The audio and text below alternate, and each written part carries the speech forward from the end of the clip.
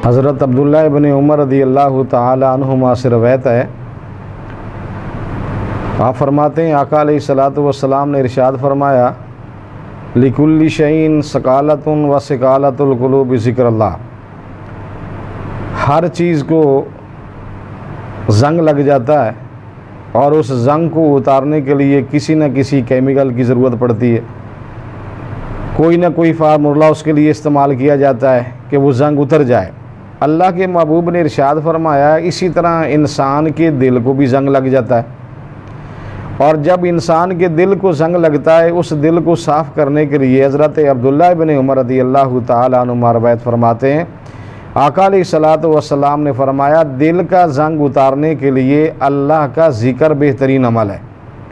जैसे हर चीज़ का जंग उतारने के लिए किसी न किसी चीज़ की ज़रूरत होती है, इंसान के बुरे आमाल की वजह से जब ये इंसान गुनाह करता है, जुल्म करता है, जबर करता है, लोगों के साथ ज़्यादती करता है, नाजायज़ काम करता है, तो उसके दिल के ऊपर स्याह नुक्ते लगते हैं, धब्बे लगते हैं, दिल स्याह हो जाता है, जंग आलूद हो जाता है।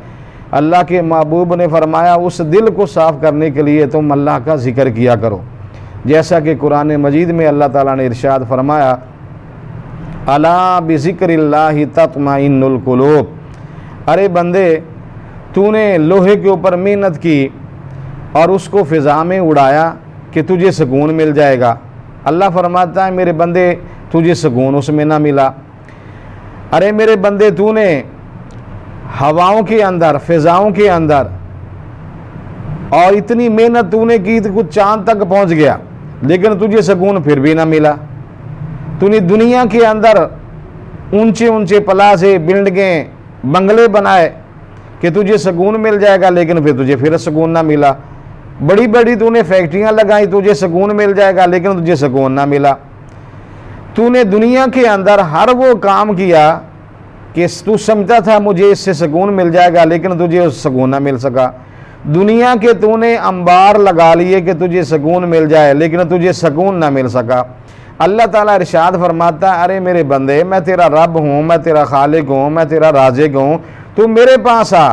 तू दुनिया के सारे सामान को, इनके मालो मता को भी इकट्ठा कर लेगा, तुझे सुकून नहीं मिल सकेगा जब तक तू अपने रब का जिक्र नहीं करेगा। और जब इंसान अपने रब का जिक्र करता है, अल्लाह अल्लाह करता है, हदीस पाक में आता है, आका अलैहिस्सलातु वस्सलाम ने इरशाद फरमाया, कल क़यामत के दिन जिस बंदे ने दुनिया में अपने रब का जिक्र किया उसको भी पछतावा होगा, और जिसने जिक्र नहीं किया उसको भी पछतावा होगा।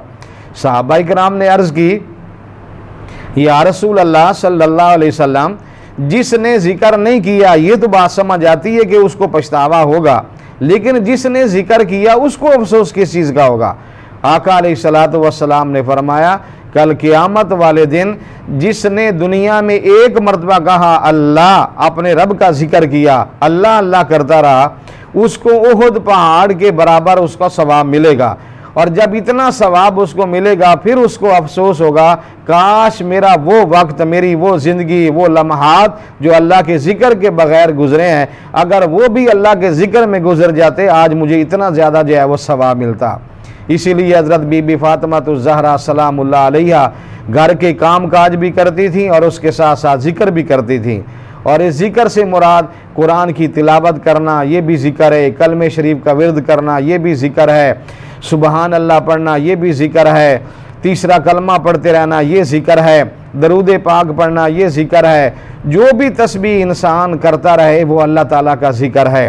हज़रत बीबी फ़ातिमा ज़हरा सलामुल्लाह अलैहा जब अपने रब का जिक्र करती थी, अल्लाह ने फिर अज़मत और ये शान अता फरमाई कि एक मरतबा आपके पास अल्लाह के महबूब ने एक सहाबी को भेजा कि जाओ मेरी बेटी के घर में मौला अली शेर खुदा करम अल्लाह वजह को बुला के लाओ। वो आए, दरवाज़ा आगे खुला था, उसके जब अंदर नज़र पड़ी, उसने देखा अंदर बंदा, उसे नज़र कोई नहीं आया, लेकिन उनके घर के अंदर चक्की भी चल रही है, उसके अंदर दाने भी कोई डाल रहा है, आटा भी बाहर आ रहा है, बोरी के अंदर भी कोई डाल रहा है। उसने सारा मंजर देखा, वो हैरान हो गया कि अंदर आदमी नज़र कोई नहीं आता, ये काम कौन कर रहा।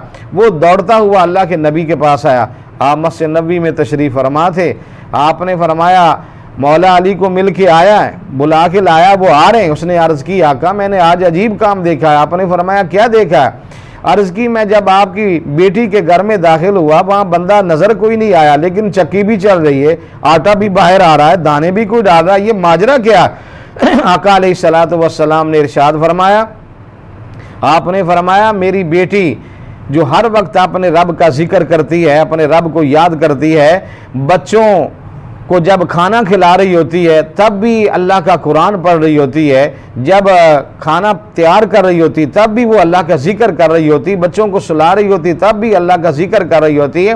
तो फरमाया ये फरिश्ते आए हुए हैं मेरी बेटी के घर में जो काम कर रहे हैं, जिब्रील आया हुआ है, मीकाईल आया हुआ है, इसराफील आया हुआ है, एक दाने डाल रहा है, दूसरा आटा निकाल रहा है, तीसरा बोरी के अंदर डाल रहा है।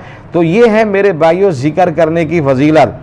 जो शख्स इस तरह हर वक्त अपने रब के जिक्र में मसरूफ़ रहता है, आका अलैहिस्सलातु वस्सलाम का फरमान है, अल्लाह उसकी रूह को पाक और साफ़ फरमा देता है। जब इंसान की रूह पाक और साफ़ होती है, उस वक्त इंसान के दिल के अंदर जब बुराई करे एहसास पैदा होता है मैं गुनाह कर रहा हूँ, किसी का हक मारे एहसास पैदा होता है मैं ज़्यादती कर रहा हूँ, जुल्म करे तब उसको एहसास होता है मैं नाजायज़ काम कर रहा हूँ।